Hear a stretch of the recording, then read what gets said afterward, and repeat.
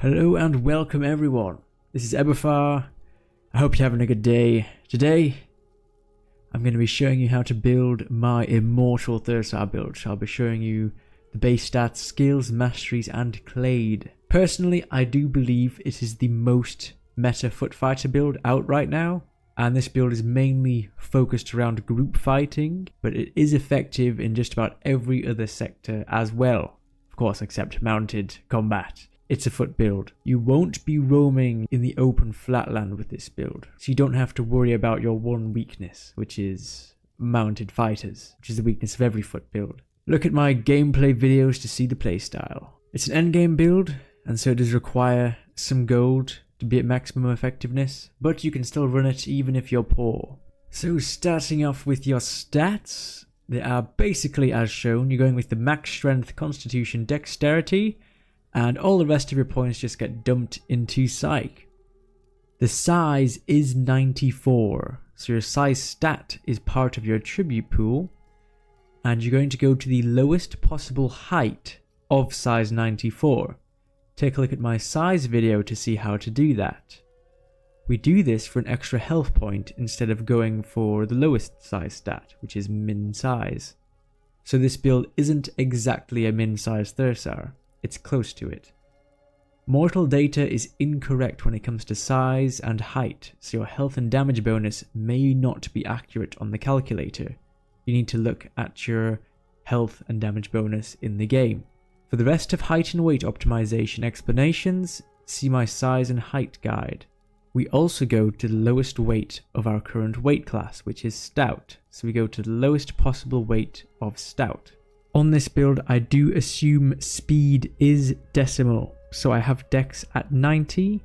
However, there is no visual speed change on the stat screen going from 89 to 90 dex. So if you want to put that point somewhere else, like into Psyche, then you are free to do so.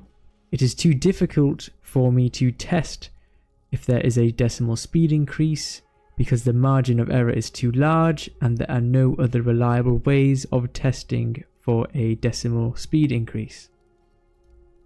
So, moving on to your Clade Gifts, the ones that you need to get are Striker, the two massive and big boned ones. You need Indefatigable to reduce your stamina drain. You need Styganthrope, that's the most important one. You need Thick Skin, you need Lifesteal, and you need Adamant. In terms of the then optional ones, you should choose between Staunch or Thermoregulation. Thermoregulation would be good for Sarduka because it will nullify the effect of the heat on your stamina regeneration. So at high temperatures with the introduction of the heat system, you will have a stamina penalty to your stamina regeneration. So you will regenerate stamina slower. If you have this, this will reduce or completely nullify that penalty. Also, this makes you take 6% less fire and core damage from elementalism spells, which is pretty neat as well. Staunch basically halves all the poison damage you take, which includes miasma, which also includes all poison from consumables like your potions and hot food. So it also slightly increases the effectiveness of potions and hot food. Right now, I would say Staunch is more meta because there is no heat system in the game. So right now, I would say go with Staunch. When Sarduka comes out, I would say go with Thermoregulation because I feel like it would come much more in handy. We go with Well Built for max strength to increase our damage bonus and free armor weight. However, I wouldn't say this is super necessary, so in case the adrenaline system is absolutely amazing, maybe you could swap this out to get adrenaline. So, Lifesteal and Adamant. The way you want to use Lifesteal is you want to activate it more towards the start of the fight to allow you to use it again later on, and if you have the masteries, you may even be able to use it many times throughout the fight because of how quickly the cooldown is with the masteries. The masteries also give you a longer duration and more lifesteal, so the uptime increases drastically. To use lifesteal, you want to wait until you've lost some health and then use it a bit like an active hot food buff. So once you've lost a little bit of health, activate it and then start dealing more damage. As you deal more damage, you get more healing, so you can stay in the fight for longer, deal more damage and have more pressure on the enemy to get more kills. To get the most duration out of your lifesteal, make sure you activate it as your swing is hitting the enemy, and not any earlier. If you activate it before you even have a swing charged, you are just wasting your lifesteal buff duration time. Make sure you activate it as it hits an enemy. With Adamant, you want to have your physical or magical damage reduction turned on, based on what damage you are taking more of in the front line.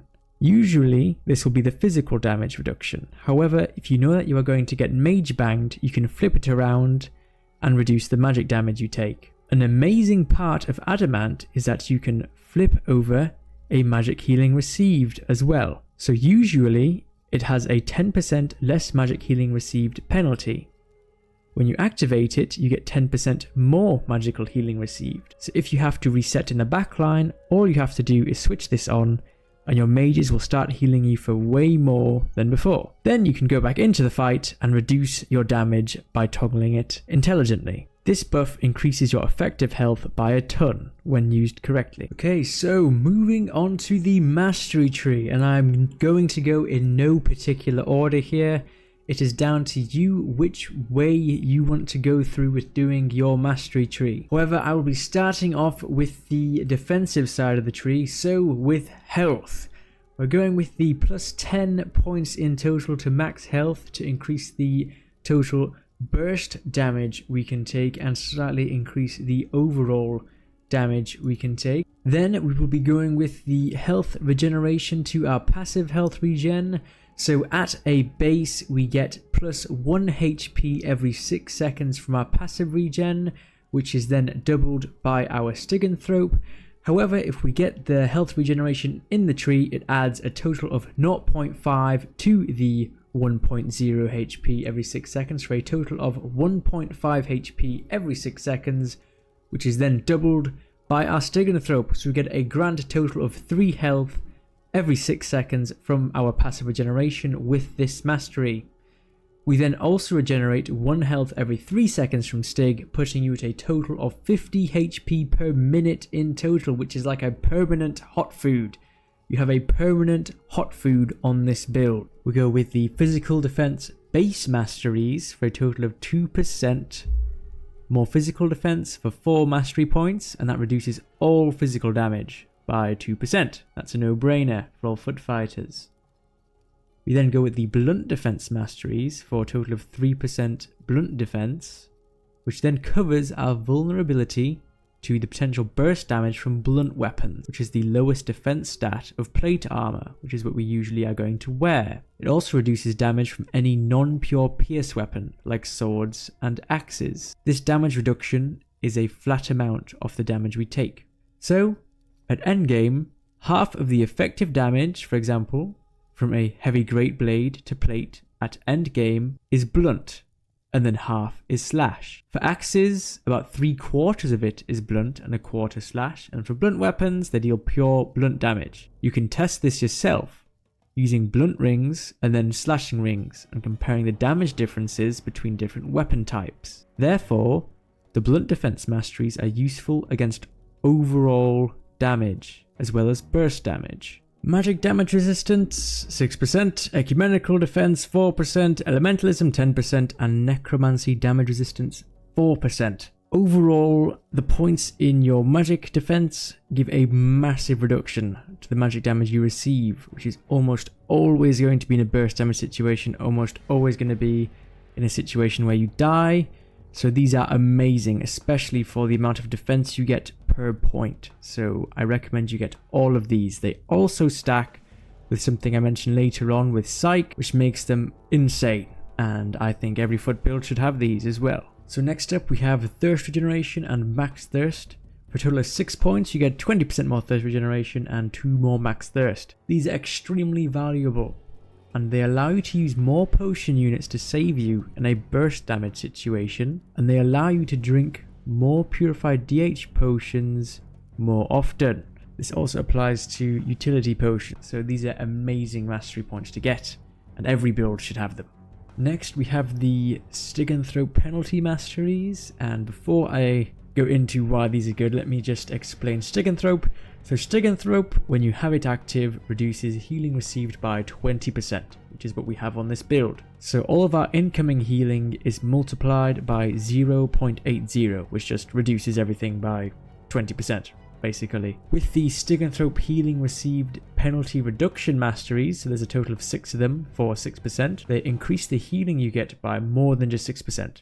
Because imagine you were healed for 100 health with the Styganthrope and no masteries. It would be 100 healing multiplied by 0.8, which would give you 80 health healed. So you're currently getting healed for 80 health for every greater heal that hits you for 100 health, for example. With Styganthrope and the masteries, it would be 100 multiplied by 0.86 because it reduces the 20% by 6. So it's now 86 health healed.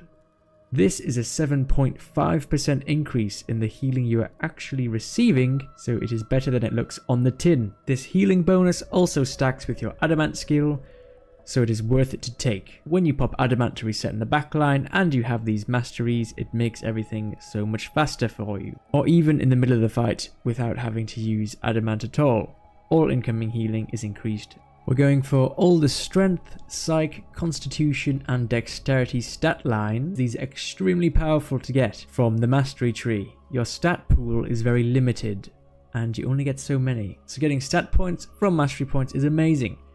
Putting your overflow points into Psyche will give you around 0.35 to 0.4% flat damage reduction against a magic per point, plus about 0.1% damage reduction on average from resists per point. Your resist chance is based on your Psyche and the incoming spell damage. Lower damage spells are more likely to be resisted. You can test this yourself with high versus low intelligence spells. Resist chance from Psyche stacks with magic damage reduction in this way, so Psyche is way better the more you have, and stacks with other parts of this build. Next up we have the Lifesteal Masteries, which give a total of 15% cooldown reduction, 5% more life stolen, and 24% more total duration. Overall, it effectively makes Lifesteal more than 1.75 times more effective. Each mastery line in the tree stacks with one another. So, at base, Lifesteal has a 25% life stolen buff, 25 second duration, and a 180 second cooldown.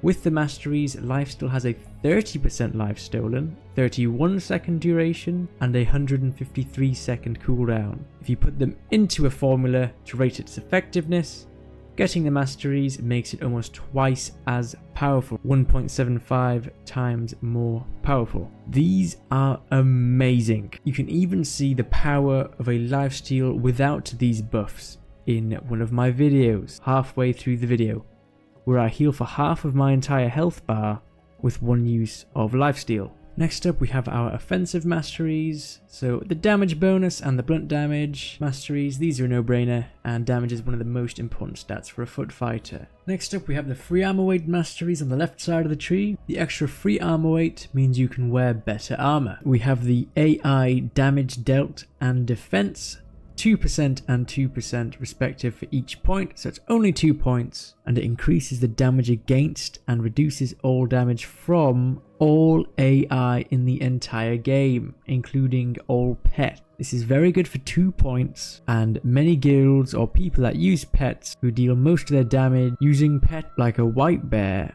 will suffer just from these 2 points here. So these 2 points are great for the investment. So just as a summarizing note for all of the mastery tree and the rest of the build, all defenses that we take on this build effectively increase the total health we have. For example, if we were to have 100 health at a base and a flat 50% defense against a certain damage type, then we effectively must take 200 damage against that damage type before dying. But we still only have 100 total max health. All healing we receive is more effective, as it heals for more effective HP per point than if we didn't take these defenses. Our defenses therefore stack with our boosted Styganthrope, Lifesteal and Consumables, making them more effective. Similarly, our damage increases will increase the healing of Lifesteal. Our Lifesteal has also been extremely buffed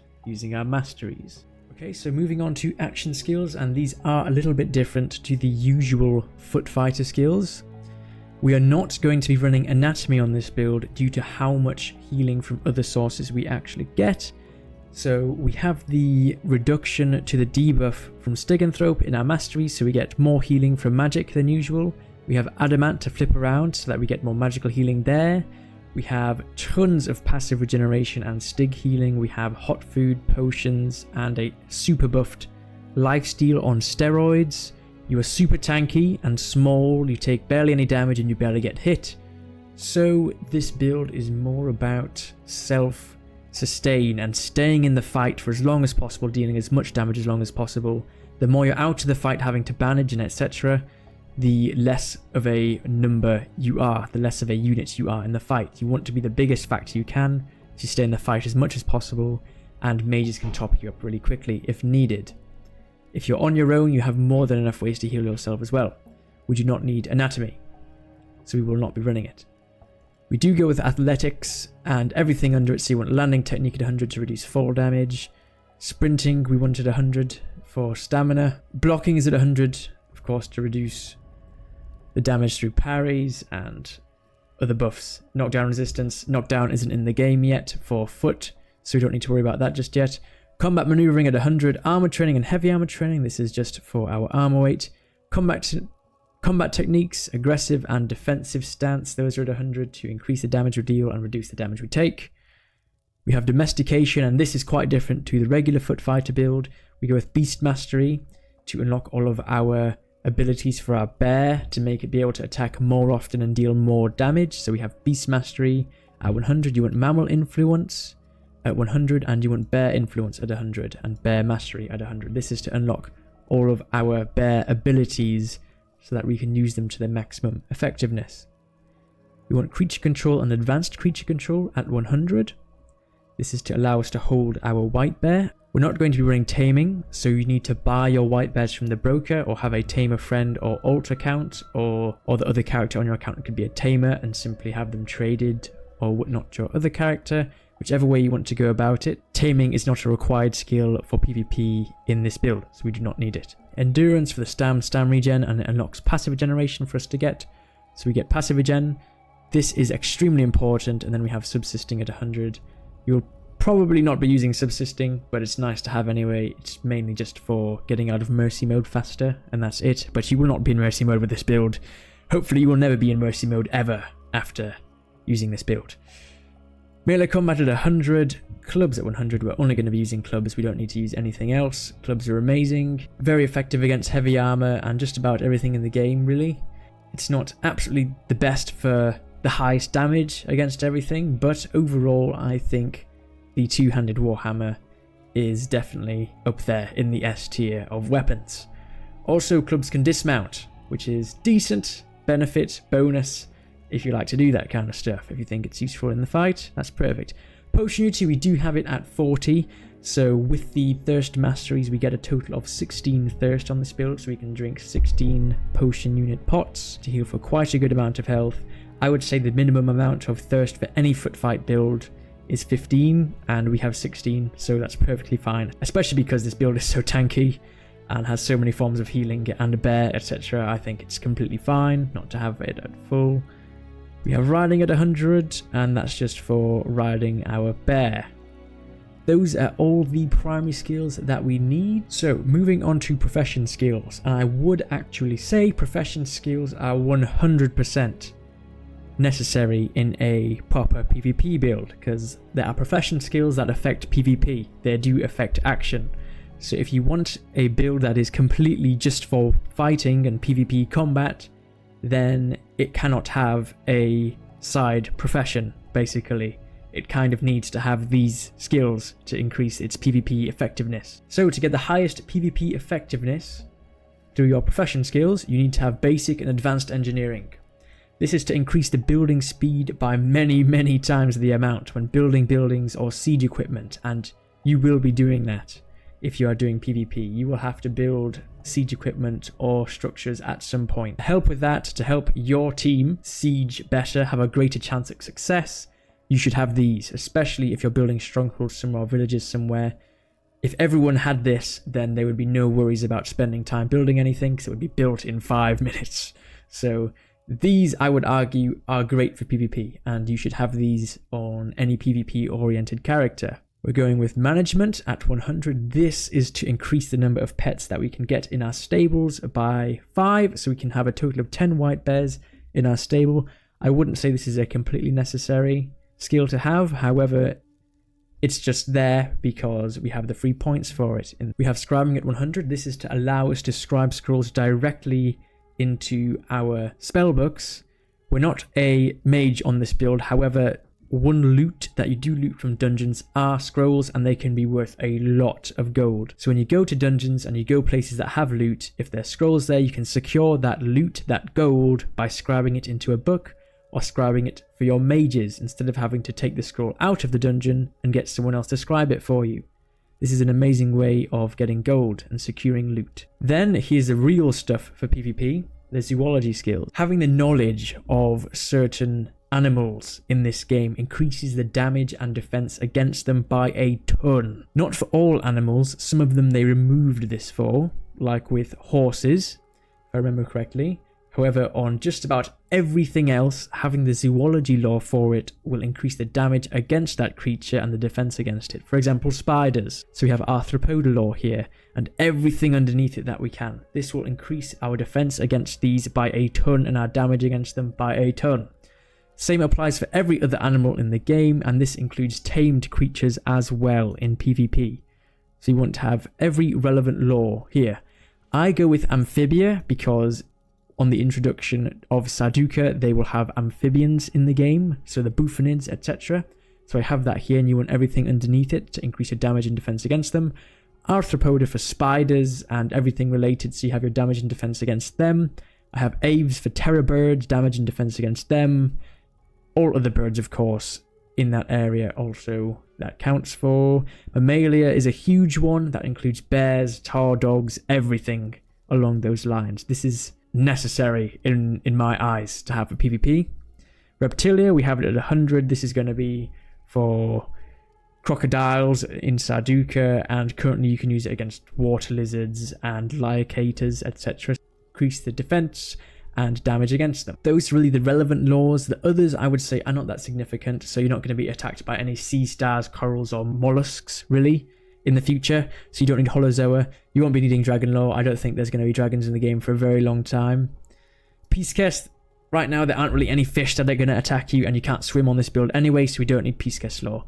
But the other ones are all relevant for having damage and defense against the relevant creatures, tamed or wild. So I would say those are necessary for PvP. If you're wondering why there are extra profession points spare, I've left those there spare because hopefully on the introduction of the thievery system, we can add lockpicking into this build so that we can lockpick chests and then use our scribing skill to scribe the loot into spellbooks for our team. So all the profession points are either for damage and defense in PvP or for scavenging and securing loot in PvP. So all of your profession points are also dedicated towards PvP in this build. You have no room for anything else. Okay, so finally in terms of gear. So your main weapon, and this will be your main weapon hopefully no matter what situation, will be a flakestone core, iron silk grip, tyndramic messing head, warhammer, two-handed warhammer, and these are amazing. We use the two-handed weapon to increase our reach because we are quite short, so our arm reach is short, so we need to compensate for it by having a longer reaching weapon. See my size and height guide video to know more about that. The reason we use iron silk on the grip is because it is the lightest weight material in the game that still has an amazing durability. So silk weighs just as much as iron silk, however it has less durability, but iron silk is the absolute best for the lowest weight in the game. We use flakestone, not because it's the lightest, it isn't the lightest, spongewood would be the lightest, but it has a good durability for a good weight, and because it is such a dark handle, when you are in dungeons or any dark areas in Nave, which there are a lot of dark areas, and just in general, swinging a weapon that is fully black in a dark area makes it very hard to see the animations. So having a flakestone handle makes it harder for people to see your feints with the hammer, because the hammer is darker and harder to see. Simple as that. So you can deal more damage simply by having a darker weapon, which is why we go with Flakestone core material. Tyndronic Messing Head is simply the best blunt material in the game for blunt weapons, so we go with Tyndronic Messing. Moving on to the armor. For the same reason as before, we are going with very dark armor to reduce the visibility of our animations, and this has a big effect. So Tungsteel is the darkest armor in the game, and we go with a backing of Iron Fur with our defensive amulets, which I will show you later, to have an amazing defense, but also have very dark appearance, so that when we are doing our animations and feints, they are very, very difficult to see. You can see just how difficult these can be to read in the video that I have made recently called Unparalleled and Unstoppable. So halfway through the video, there are people wearing full Tungsteel, and it's almost impossible to see the movements of their arms on the background of the black torso in the dark dungeon. However, of course, it is not always easy to run full Tungsteel, so you will need a decent trinket. However, you can either lower the sliders a little bit or swap a piece out for Chronite. If you cannot afford full Tungsteel Iron Fur, I would recommend instead going with steel. So I've just swapped that tung set to steel, and as you can see, the equipped weight is much lower now, 26.8 on a steel iron for 100 slider set, so it is much cheaper. This, however, is a much more viable set to run, much more economic. In terms of your trinkets, I'm currently showing what the perfect trinket would be, so it would be 9 blunt, 9 ecumenical, 9 pierce, 9 slash, and 4 free armor weight, in the order of blunt being the best, then pierce, then slash, then ecu defense. The free armor weight is a bonus if you can afford to wear Tungsteel full slider, then it would be amazing to get some armor weight on there. Then for our trinkets, we have 2 with 11 blunt, 11 HP, and then 8 of any stat. So it doesn't have to be 8 psych, it could be 4 strength and 4 con or something along those lines, but 8 stat points. You can get up to 10 stats on a gold ring, however, usually you only see about up to 8 really, but it is possible to get up to 10 stats on a gold ring. So I have it on here as well, and you can get max psych on this build quite easily if you have the gold. If you do not have the gold to run this trinket set, then I would recommend instead running something along the lines of as much physical defense as you can get. Maybe you can't afford to get something as good, just go with the best you can in terms of the physical defenses in the order that I showed you. Then if you can't afford to get gold Ruber with 8 stats, 11 blunt, 11 health, just make sure you're getting at least 11 blunt damage on your rings. It doesn't matter whatever else you have on there. It doesn't matter about anything else. Just make sure you have your 22% blunt damage at the very least. That is the most important part of having trinkets on this build. Make sure you always have the blunt damage on your trinket. So on this build, we will be running a white bear. The main skills you will be using are Devour Alive to heal your white bear, so it devours a target in mercy mode and regenerates its health very rapidly. This healing actually goes through corrupts, as I'm showing in the video now, so this is very useful for when you're doing fighting in combat, PvP or PvE. Prey Drive doesn't seem to work at the moment, so I cannot speak much for Prey Drive. However, Cleave is good for hitting moving targets. The bear is able to walk whilst using Cleave, and you can chain Cleave into itself to attack multiple times. It is AoE, however, so be careful not to hit teammates or yourself. Maul is a stationary heavy attack, and it is quite hard to land but does do big damage. I will make another video, most likely, going into detail on how to use your white bear's abilities later on. You can run any pet that you do want on this build because it has every single animal lore in the game, so if you want to run a different combat pet, you are free to do so.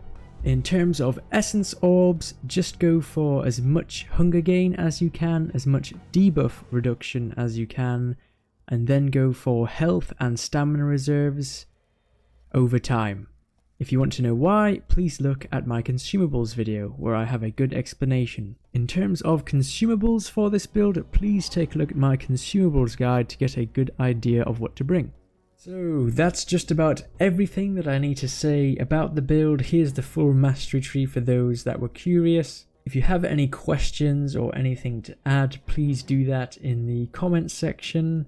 If you have any requests for any other videos, please also send me a DM or put it in the comment section as well. Thank you for watching. I hope you have a wonderful day. Ebefar out.